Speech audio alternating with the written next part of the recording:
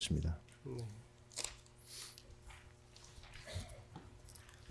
다음으로 2024년 5월에서 6월경 삼청동 안가 모임에 대해서 질문 드리겠습니다. 13항입니다. 증인은 2024년 5월에서 6월경 삼청동 안가에서 피고인 그리고 김영현과 함께 저녁 식사를 하신 사실이 있습니까?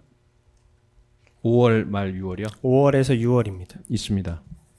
당시 모임에서 피고인이 시국 걱정을 하면서 비상대권이나 비상조치가 아니면 나라를 정상화할 방법이 없는가라는 발언을 한 사실이 있습니까? 그것은 제가 언론에서 보기로 지난번 기일 때 곽종근 사령관께서 나와서 그 사실을 이미 얘기를 했습니다. 그래서 그 사항은 제가 좀 말씀을 좀 드리겠습니다. 먼저 그날 왜 그런 그 자리가 있었는지부터 좀 설명을 좀 하겠습니다. 네.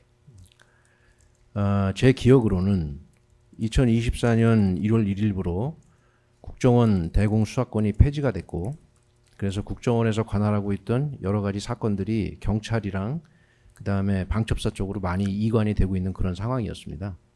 그 다음에 두 번째는 방첩사 자체적으로 군 관련 대공수사 같은 것들을 하고 있는 것들이 당연히 있습니다. 그래서 그런 내용들을 당시 신원식 장관님한테 제가 항상 정기보고 될 때 보고를 드렸을 것으로 기억을 합니다. 그런데 제가 연락받기로 지금 당시 대통령님께서 뭐 검찰총장을 하셔서 그런지는 잘 모르겠지만 제가 추정컨대 그런 부분에 관심이 좀 많으시다. 그래서 와서 한번 설명을 드려라 라는 그런 지시를 제가 받은 것으로 지금 기억을 하고 있습니다. 그래서 그럼 왜 안가로 가서 뭐 저 식사하면서 그 얘기를 했는지 사실 뭐 정확히 잘 기억은 안 납니다만, 저 혼자 생각에는 제가 일개 사령관밖에 안 되는데 뭐 그런 내용을 가지고 낮에 대통령실 가서 이렇게 보고하는 모양새가 안 좋아서 그랬는지 그건 잘 모르겠는데 하여튼 그런 이유로 해서 그냥 밥 먹으면서 뭐 간단하게 얘기해라, 저는 이제 그 정도 취지로 이해를 하고 그날 이제 그 자리에 가게 된 것입니다. 그래서 대공수사 진행 중인 뭐 수사 경과도 좀 말씀을 드린 기억이 있고, 그 다음에 국정원에서 이제 아까 제가 처음 말씀드린 대로 여러 가지 사건들이 경찰이랑 방첩사로 이렇게 이관되는 뭐 이런 진행 경과들을 좀 말씀드리기 위한 목적으로 제가 간 것으로 지금 저는 그렇게 기억하고 있습니다. 네. 방금 이제 모임 경위나 참석 경위에 대해서 설명을 해주셨는데요. 그 당시에 피고인이 비상대권이나 비상조치가 아니면 나라를 정상화할 방법이 없는가라고 발언을 하고, 그런 대화 모임에서 그런 얘기를 듣던 증인이 피고인 앞에 무릎을 꿇고 계엄 생각은 하지 마셔라라고 반대까지 하셨던 사실이 있습니까? 그 부분도 제가 조금 좀 설명을 좀 드리겠습니다. 네. 제가 기억하기로는 그때 당시에 이제 그런 뭐 대공수사 관련된 얘기도 했고, 뭐 간첩수사 이런 얘기도 하고, 뭐 그런 어려움들에 대해서 뭐 말씀을 드렸고, 대통령께서 뭐 나라 걱정, 시국 걱정 그런 게 쉽지 않다, 뭐 이런 공감도 하셨습니다. 그러면서 뭐 조금 감정이 격해지셨는지는 모르겠지만 이 나라를 바로잡기 위해서는 헌법이 대통령한테 보장한 비상 뭐 대권, 비상 조치권, 제가 용어도 잘 헷갈리는데 뭐 그런 말씀도 언급이 나왔습니다. 그러면서 그런 것의 일환으로 긴급 명령권이라 그러나요? 긴급 명령권, 뭐 재정 명령권, 뭐 이런 것들이 뭔지를 이렇게 쭉 설명을 하셨고, 그 와중에 그 뭐 계엄 이 얘기도 나왔습니다. 그래서 제가 그 얘기를 가만히 듣다가 속으로 무슨 생각을 했냐면, 국군 통수권자이신데 지금 군이 계엄에 대해서 어떤 상황에 있고 어떤 인식을 갖고 있고 어떤 훈련이 준비가 돼 있고 하는 거를 전혀 좀 모르시는 것 같다는 생각이 들었습니다. 그래서 군이 지금 전시가 됐던 평시가 됐던 계엄에 대해서 어떤 상태에 있는지를 제가 장군의 한 사람으로서 일개 사령관밖에 안 되지만 좀 이제 정확히 말씀드려야 되겠다라는 생각이 그 자리에서 들었습니다.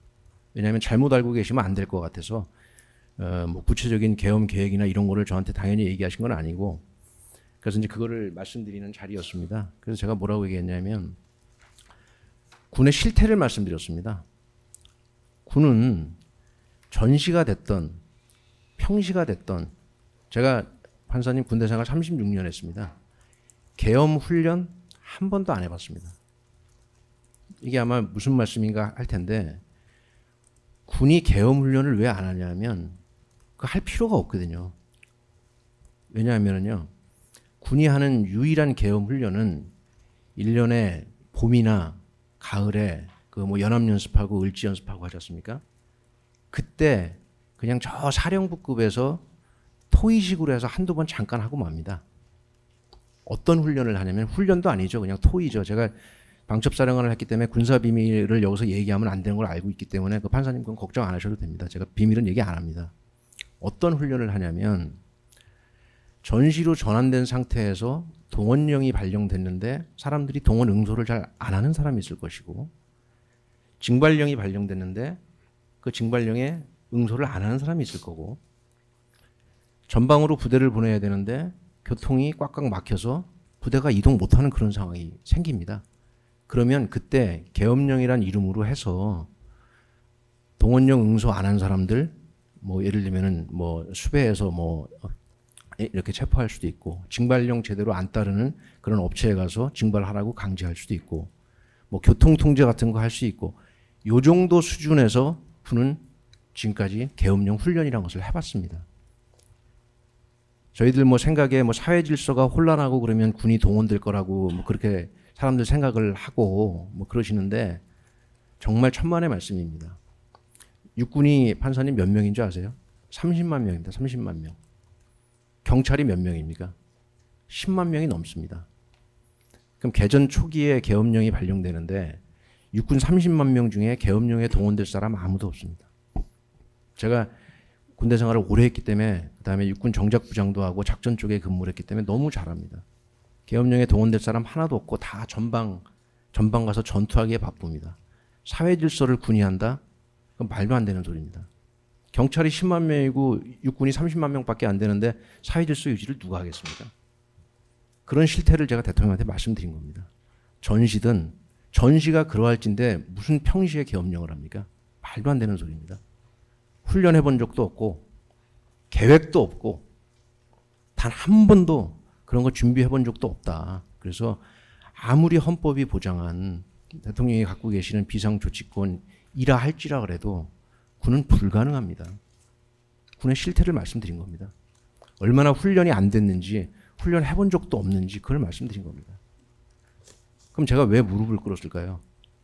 제가 1개 사령관밖에 안 되는데 대통령님 앞에서 그런 얘기를 하면 제가 뭐가 되겠습니까? 무례한 발언을 내가 했구나 하는 생각도 들고 해서 죄송한 마음도 있고 또 급하게 술도 한두 잔 들어간 게 있어서 감정이 격해져서 제가 무릎 꿇고 그러고 말씀드렸습니다. 제가 무례하게 말씀드렸다면 죄송합니다. 그러나 군은 전시든 평시든 계엄령 그런 거 해본 적도 없습니다. 네. 그것을 말씀드린 겁니다. 제가 판사님 이 얘기를 좀 자세하게 한 이유는 여기에 대해서 궁금하게 생각하는 분도 많을 것 같고 저는 딴 거는 사실 기억이 나다 안 나다 하지만 이 문제는 여러 번 곱씹어서 생각해 봤습니다. 왜냐하면 저한테도 굉장히 충격적인 일이었기 때문이죠. 그래서 이건 좀 자세히 말씀드렸습니다. 이상입니다. 네, 증인 방금 말씀을 들어보면 당시 모임에서 피고인이 계엄에 관한 말도 했고 그걸 들은 증인이 군은 준비가 되어 있지 않다는 등 여러 가지 이유로 거의 불가능한 얘기를 하고 있다라고 판단을 해서 무릎까지 꿇고 아주 진지하게 반대의 말씀을 전하셨다고 하셨잖아요. 그 증인의 말을 들은 제가 얘기한 취지를 우리 검사님이 곡해하셨는데요. 네. 그 당시에 대통령님께서 무슨 뭐 계엄을 한다 안 한다 이런 구체적인 얘기를 한 게 아니고 본인이 갖고 있는 헌법이 보장한 무슨 비상조치권인지 비상대권이 이런 얘기를 쭉 하시면서 이런 것도 있고 이런 것도 있고 이런 것도 있고 라고 얘기를 하시길래 국군 통수권자이신데 계엄에 대한 군의 훈련 상태, 준비 상태 이런 거를 전혀 모르실 것 같다. 그래서 그거를 말씀드린 겁니다. 그 상태를 말씀드린 겁니다. 상태를 무슨 구체적인 계획이나 이런 거에 대해서 제가 반대를 하고 뭐 그럴 계제도 아니고요. 군의 상태를 정확하게 국군 통수권자에게 보고드렸다. 이렇게 하는 것이 제가 기억하는 그때 당시에 제가 한 얘기입니다. 피고인이 저는 좀 그렇게 기억하고 네. 있습니다. 증인이 방금 그 말을 했을 때 그런 말씀을 드렸을 때 피고인의 반응은 어떠했습니까? 그것도 제가 이 자리에서 말씀을 좀 드리겠습니다.